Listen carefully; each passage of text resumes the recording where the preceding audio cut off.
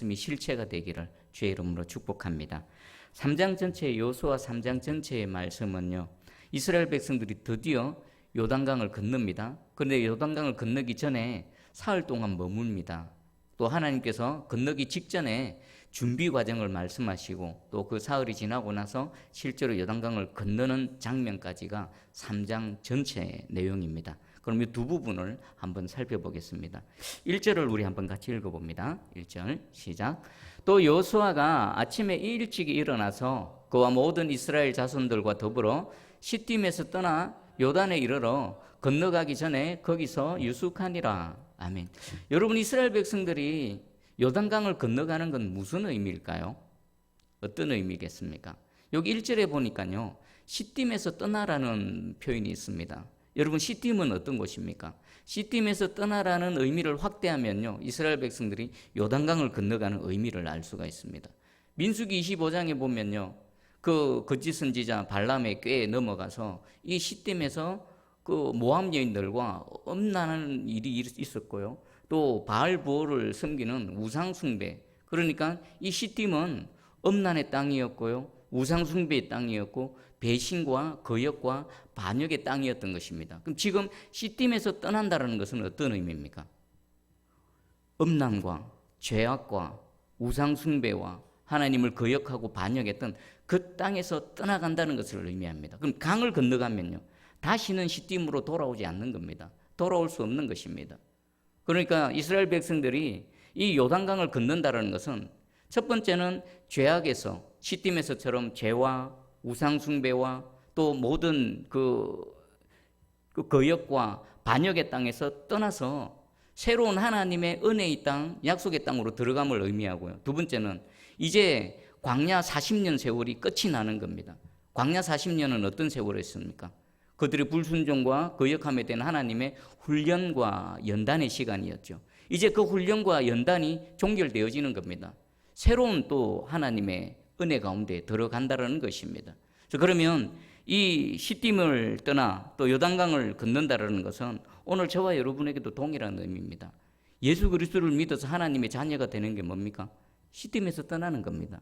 이전에 죄악의 땅, 우상숭배의 땅, 불순종의 땅, 거역의 땅에서 떠나서 요단강을 건너 하나님 나라, 은혜의 땅, 약속의 땅에 들어가서 전혀 다른 새로운 존재로, 전혀 다른 새로운 삶의 방식으로 살아가는 것을 의미합니다. 오늘 예수 그리스도를 믿고 이 하나님 앞에 나와서 예배드리는 저와 여러분은 믿음으로 요단강을 건넌 존재인 줄 확실히 믿습니다. 이미 시딤을 떠나서 하나님 나라에서 하나님의 은혜 가운데 살아가는 저와 여러분인 줄 확실히 믿습니다. 자, 그러면 왜 시딤에서 떠났는데 바로 그냥 요단강 건너가면 되는데 요단강 건너가지 않고 사흘 동안을 거기서 유숙했을까요? 2절에 보니까 사흘 후에 관리들이 진중에 두루다니며 뭔가를 지시를 했는데, 그러면 요단강 시딤에서 떠나서 요단강가에 왔습니다. 건너가면 되는데 건너가지 않고 그 요단강가에서 사흘을 3일 동안을 머물렀다, 유숙했다는 겁니다. 이 3일의 기간은 무슨 기간일까요? 마지막 요단강을 건너기 전에 준비 기간이었던 것입니다. 무엇을 준비했을까요? 특별히 하나님의 말씀을 기다렸던 시간인 것 같습니다. 전체 내용을 보면요, 하나님께서 사흘 후에 여호수아에게 뭔가를 지시하셨습니다. 그 내용은요, 떠나는 시점, 이제 떠나라, 그리고 떠나는 방법, 이 두 가지를 아주 구체적으로 설명해 주시고 있습니다. 그러면 어떤 준비를, 어떤 말씀을 하셨는지 하나하나 살펴볼까요? 우리 먼저 3절을 한번 읽어봅니다. 3절 시작. 백성에게 명령하여 이르되 너희는 레위 사람 제사장들이 너희 하나님 여호와의 언약궤 매는 것을 보거든 너희가 있는 곳을 떠나 그 뒤를 따르라. 아멘. 첫 번째, 사흘이 지나고 나서 하나님께서 지시를 하십니다. 그 첫 번째 지시가 뭡니까? 제사장들이 여호와의 언약궤를 맬 것이다. 그리고 그들이 여호와의 언약궤를 매는 것을 보거든 그들의 뒤를 따라가라는 것입니다. 그러면 조금 전까지 광야에서는 하나님께서 이스라엘 백성들을 어떤 방식으로 인도하셨습니까? 불기둥, 구름 기둥으로 인도하셨죠. 낮에는 구름 기둥으로 인도하셨습니다. 하나님의 구름 기둥이 머물면 그곳에 하나님이 임재하시는 것입니다. 그럼 길을 가다가도 그 길을 멈추고 텐트 치고 머무는 겁니다. 그리고 밤에라도 불기둥이 움직이면 그 밤에 자다가도 일어나서 천막 걷어가지고 그 기둥 따라가는 겁니다. 하나님 따라가는 겁니다. 조금 전까지 그런 방식으로 하나님께서는 이스라엘 백성들을 인도하셨습니다. 그런데 요단강을 건너기 직전에는요, 하나님께서 새로운 방식으로 명령하십니다. 제사장들이 언약궤를 메고 그 언약궤를 맨 것을 보거든 너희들은 그 뒤를 따라가라. 그럼 지금부터 하나님께서는 어떤 방식으로 이스라엘 백성들을 인도하시겠다는 겁니까? 광야에서는 다르게 새로운 방식, 여호와의 언약궤를 통해서 그들을 인도하실 것이라는 겁니다. 그럼 이 언약궤는 무슨 의미입니까? 이 언약궤는 하나님의 임재의 상징입니다. 성막 안에 있었던 것이죠. 지성소 안에 있었던 것입니다. 하나님이 임재하셨던 바로 그곳입니다. 그리고 이 언약궤 안에는 뭐가 들었습니까? 언약의 두 돌판이 들은 겁니다. 그럼 결국 언약궤를 따라간다는 것은 하나님을 따라가는 것이고, 또 언약궤를 따라간다는 것은 그 언약궤 안에 있는 하나님의 언약의 말씀과 그리고 그 언약 가운데 계시는 하나님을 따라간다는 것을 의미하는 것입니다. 자, 그러면 오늘날은 어떨까요? 저와 여러분 역시나 여호와의 언약궤를 따라가는 존재입니다. 어떻게 따라갑니까? 구약에 지금 이스라엘 백성들에게 눈에 보이는 언약궤를 주시고 그 안에 언약의 두 돌판을 주시고 여호와께서 눈에 보이고 앞장서 가시고 나를 따라오라 하셨습니다. 그럼 오늘 저와 여러분에게는 어떻게 인도하십니까? 말씀을 주시죠. 그들에게는 눈에 보이는 언약궤와 언약의 돌판이 있었지만 우리에게는 눈에 보이지 않지만 하나님의 말씀을 시간마다 주십니다. 그럼 우리가 그 말씀을 아멘으로 붙들고 그 말씀을 순종하면서 쫓아가면은 곧 그것이 뭡니까? 하나님의 인도하심을 받는 겁니다. 여호와의 언약궤를 따라가는 겁니다. 여러분, 그 여호와의 언약궤를 따라가면 무슨 일이 일어납니까? 요단강을 건너가는 결과가 하나님의 기적을 경험하게 되는 겁니다. 여러분, 오늘 여호와의 언약궤를 제사장들이 메고 출발합니다. 그럼 하나님의 백성들은 그 뒤를 따라갑니다. 뭐 때문에 따라가라 합니까? 요단강을 건너가기 위해서입니다. 그럼 오늘 말씀을 주시는 여호와 하나님의 말씀을 우리가 믿음으로 또박또박 잘 따라가면 우리 개인의 요단강, 우리 새순교회의 요단강, 하나님의 기적을 경험할 줄 믿습니다. 여러분, 오늘 선포되어지는 말씀 그냥 지식으로 끝나는 것이 아니라 내가 따라가야 될 내게 주시는 하나님의 말씀이구나라는 것을 인식하시고 그 말씀을 붙드시고 여러분 삶 가운데 적용시키시고 한 걸음 한 걸음 믿음의 도전을 하시기 바랍니다. 그러면 어느 순간인가 여러분 개인이 건너지 못하고 그냥 머물러 있었던 그 요단강이 갈라지고 나도 인식하지 못하는 순간 요단강을 건너가는 그런 기적을 경험하게 될 줄 믿습니다. 아멘. 자, 그리고 두 번째입니다. 그 언약궤를 따라가는 방법입니다. 무작정 따라가는 것이 아니라 따라가긴 따라가되 방법이 있다라는 겁니다. 4절입니다. 4절을 읽어봅니다. 시작. 그러나 너희와 그 사이 거리가 2000규빗쯤 되게 하고 그것에 가까이 하지는 말라. 그리하면 너희가 행할 길을 알리니 너희가 이전에 이 길을 지나보지 못하였음이니라 하니라. 아멘. 따라가긴 가는데 조건이 있습니다. 2000규빗의 간격을 두라는 겁니다. 2000규빗이면요 약 912m, 약 1km 정도의 거리가 됩니다. 여호와의 언약궤가 이스라엘 백성들 저 선두에 1km 정도 앞장서 갑니다. 그럼 그 간격을 두고 따라가야 되는 겁니다. 그럼 이 간격은 무슨 간격일까요? 왜 그러면 하나님께서 이 간격을 두라고 명령하셨을까요? 하나님은 거룩하신 하나님이십니다. 하나님이 우리를 하나님 백성 삼아 주셨다 하지만 여전히 하나님은 하나님이 우리는 피조물이고요. 하나님은 거룩하시고 우리는 죄인된 존재들입니다. 그 하나님의 위엄 앞에 우리가 섣불리 함부로 다가갈 수가 없습니다. 여호와를 본 자는 죽습니다. 모세마저도 여호와를 정면에서 보지 못했습니다. 여호와의 덕만 하나님께서 가려 주셔서 여호와의 덕만 봤습니다. 왜 그렇습니까? 하나님의 하나님 되심, 우리 인간과의 간격이 있다라는 것입니다. 그래서 하나님께서는 우리를 죽지 않게 하기 위해서 시내산에서 이스라엘 백성들을 불러 모으실 때, 언약을 맺으실 때도 어떻게 하셨습니까? 산에 근접하지 마라. 모세에게, 모세 너만 올라오라.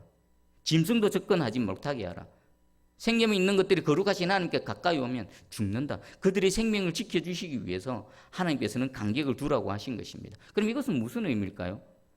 하나님을 하나님답게 섬기라는 겁니다. 하나님은 하나님 되십니다. 하나님을 두려워하고 여호와를 경외하라는 것입니다. 우리 하나님 앞에서 우리 인간에 있어서 가장 마음의 중심에 있어서 가장 중요한 마음은 뭘까요? 우리 잠언에서 누누이 강조합니다. 여호와를 경외하는 마음입니다. 경외하는 것의 바탕이 뭡니까? 하나님을 두려워하는 겁니다. 우리와 존재가 다르신 하나님 앞에서 두려워 떠는 겁니다. 이 마음이 없으면요, 애시당초 처음부터 아무것도 되어지지가 않습니다. 하나님께서는 지금 나는 하나님이다, 너희는 피조물이다, 나는 거룩하다, 너희는 죄인이다, 그 하나님의 엄미하심과 하나님의 위엄에 대해서 알고 하나님을 하나님답게 섬겨라 라고 말씀하고 있는 것입니다. 그리고 세 번째입니다. 우리 5절을 같이 읽어볼까요? 5절 시작. 여호수아가 또 백성에게 이르되 너희는 자신을 정결하게 하라. 여호와께서 내일 너희 가운데 기이한 일들을 행하시리라. 아멘. 세 번째 요구 조건입니다. 뭡니까? 이스라엘 백성들에게 너희 스스로 너희 자신을 정결하게 하라는 겁니다. 정결한 건 뭡니까? 거룩하다는 뜻입니다. 모든 세속적인 것, 부정한 것, 더러운 것, 죄악들로부터 자신을 분리시키고 깨끗하게 정결하게 하는 것입니다. 왜 그렇습니까? 그들은 하나님과 함께 해야 되는데 하나님은 어떤 분이십니까? 거룩한 분이시지요. 거룩하신 하나님은 자신의 백성들에게 분명하게 요구하십니다. 내가 거룩하니 너희도 거룩해야 된다. 그리고 지금 그 하나님과 동행하며 하나님의 일들을 수행해야 될 이스라엘 백성들입니다. 그럼 당연히 그들에게도 하나님과 함께하기 위한 필요 조건, 정결, 거룩, 그들에게도 필요한 겁니다. 그래서 하나님께서는 너희 자신을 정결하게 하라라고 말씀하십니다. 그런데 우리 한글 성경에는 빠져 있습니다. 너희 자신을 정결하게 하라. 왜냐하면, 원어에는요, 왜냐하면이라는 그 접속사가 있습니다. 왜냐하면 여호와께서 내일 너희 가운데 기이한 일들을 행하시리라. 이 기이한 일, 내일 일어날 기이한 일이 뭡니까? 요단강을 건너는 겁니다. 여러분, 이 요단강을 건너는 일을 한번 생각해 보십시오.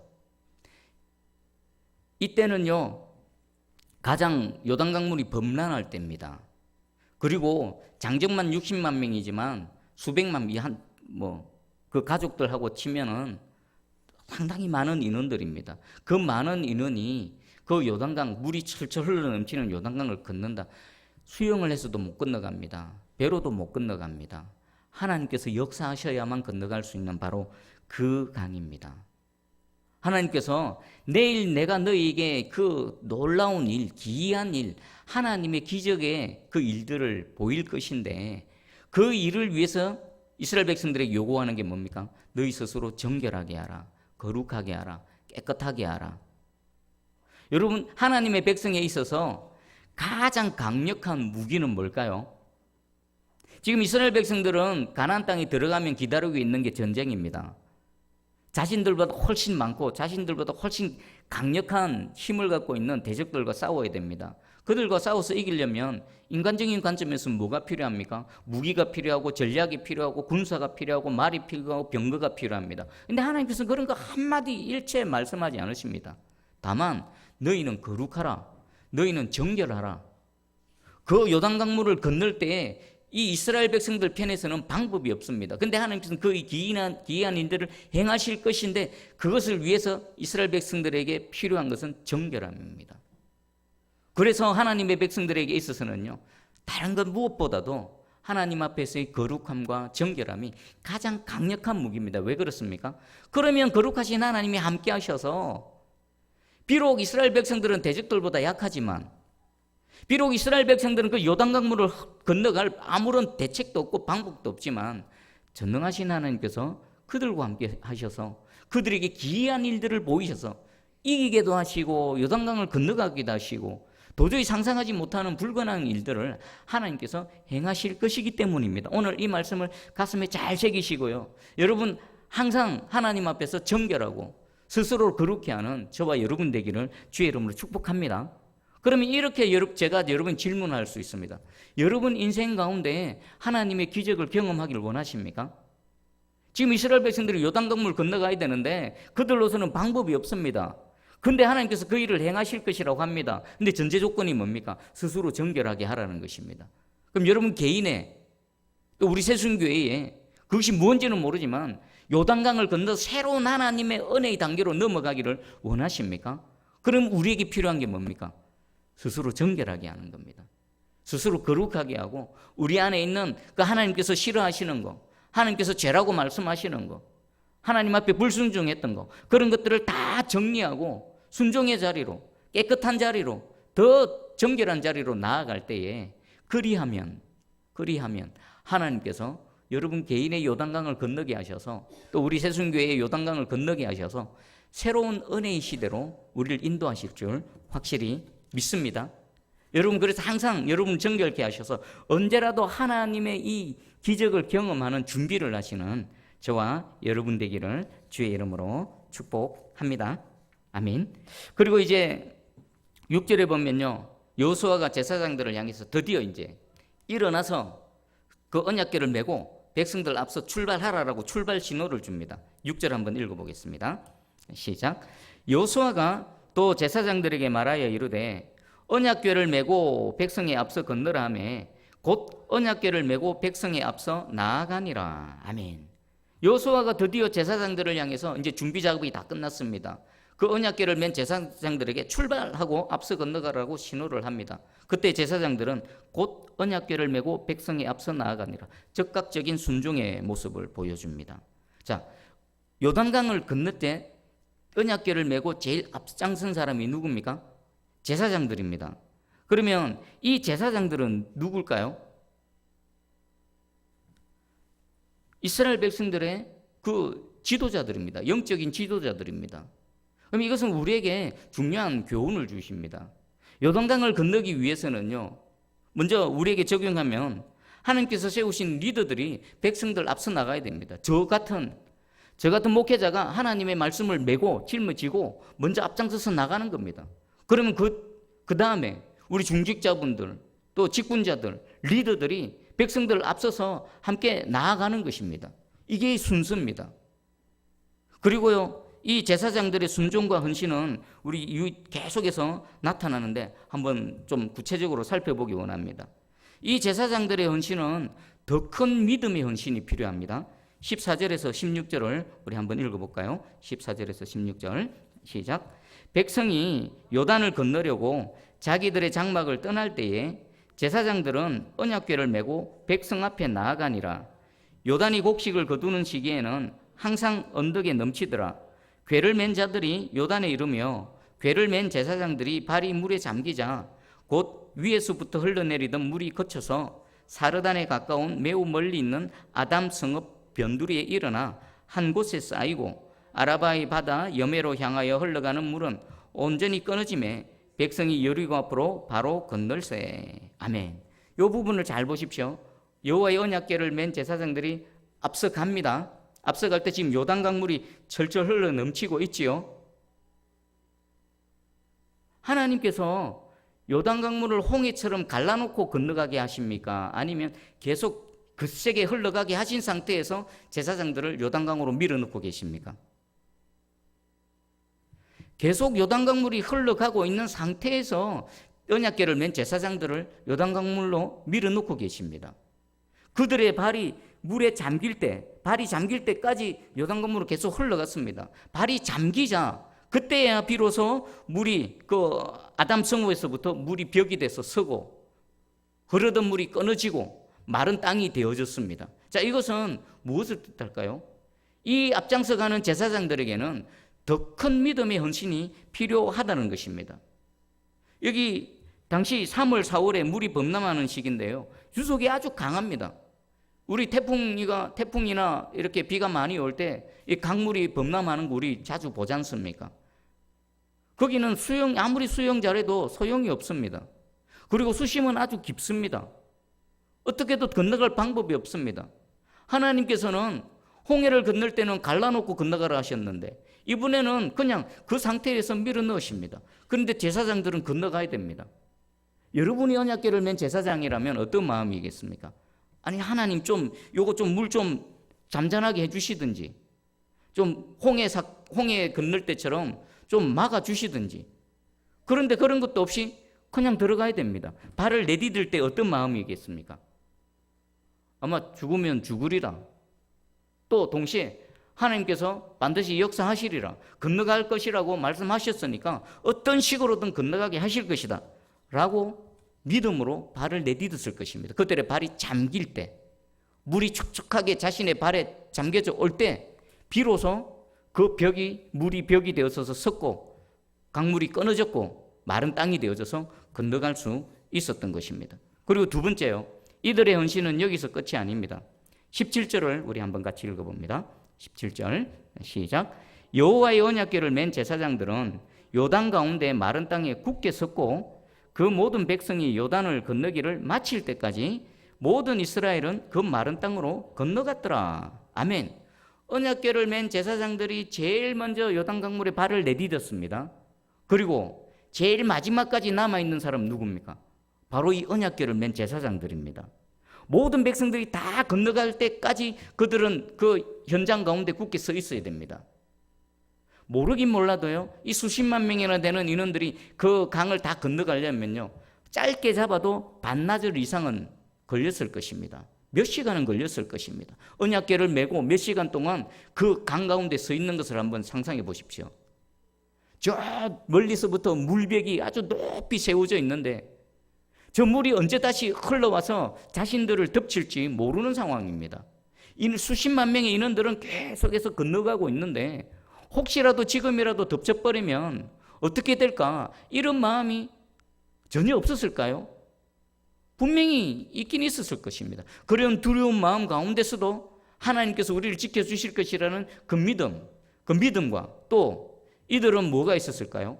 제사장으로서 언약궤를 메고 지금 이 땅에 굳게 있어야 될 사명이 있었던 것입니다. 그 사명감, 믿음과 사명감으로 헌신을 하되 끝까지 헌신한 겁니다. 마지막 한 사람까지 그 요단강을 다 건널 때까지 마지막까지 헌신했던 것입니다. 이 제사장들의 헌신을 한번 곰곰이 생각해 보십시오. 앞선 자들의 헌신, 먼저 믿은 자들의 헌신, 중직자들의 헌신, 저 같은 목회자들의 헌신, 말씀을 맡은 자들의 헌신, 이들의 더 큰 믿음의 헌신과 끝까지 헌신의 결과로 이스라엘 공동체는 무사히 요단강을 건너는 은혜를 입게 되어진 겁니다.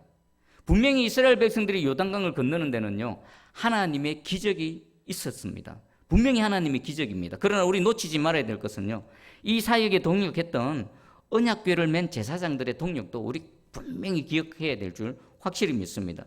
그들은 말씀에 순종해서 앞서갔고요, 그리고 거세게 흐르는 요단강 물에 더 큰 믿음과 헌신으로 누구보다도 앞서서 발을 내디뎠습니다. 그리고 마지막까지 단 한 사람까지 요단강을 다 건널 때 그때까지 끝까지 그곳에 지키며 자신의 사역을, 자신의 사명을 다 감당했던 것입니다. 이들의 헌신을 통해서 하나님의 역사가 나타났던 것입니다. 우리 이 말씀은 목회자와 중직자와 직분자와 리더들에게 먼저 해당될 겁니다. 그러나 동시에 예수 그리스도를 믿어서 하나님의 백성된 우리 모두에게 다 해당되는 말씀인 줄 믿습니다. 우리 각자 서 있는 그 자리에서 하나님께서 부르신 그곳에서 여러분 믿음으로 발을 내디드시기 바랍니다. 더 큰 믿음으로 발을 내디드시고요, 여러분 하나님께서 서 있게 하신 그 자리에서 믿음으로 끝까지 서 계시기를, 끝까지 헌신하시기를. 어쩌면 제가 지금 요단강 가운데 서 있을지도 모릅니다. 저는 모르지만 어쩌면 여러분 한 사람 한 사람이 이 새순교회 사역 현장 가운데 요단강 가운데 그 믿음으로, 때로는 사명감으로 굳건히 서 있을지도 모릅니다. 저와 여러분의 이 헌신과 믿음을 통해서 우리가 인식하지 못할지라도 요단강을 건너가는 은혜가 있기를 주의 이름으로 축복합니다. 오늘 이 말씀을 통해 여러분 개인, 또 우리 새순교회 이 요단강을 건너가는 은혜가 있기를 간절히 소망하고 축복합니다. 뭐가 필요합니까? 그러기 위해서는 하나님의 기적이 절대적으로 필요합니다. 이거 인간이 아무리 해도 무엇을 해도 되는 일이 아닙니다. 가장 먼저는 하나님의 기적이 필요합니다. 자, 이것은 우리 오늘 기도 제목입니다. 하나님, 우리 요단강 건너가야 됩니다. 광야 생활 청산하고 죄악의 땅, 불순종의 땅, 우상숭배의 땅, 그 시딤에서 떠나서 이제 그것을 완전히 분리되어진 요단강 건너서 약속의 땅, 은혜의 땅 건너가야 됩니다. 그런데 저 요단강을 건너가기 위해서는 하나님의 기적이 필요합니다.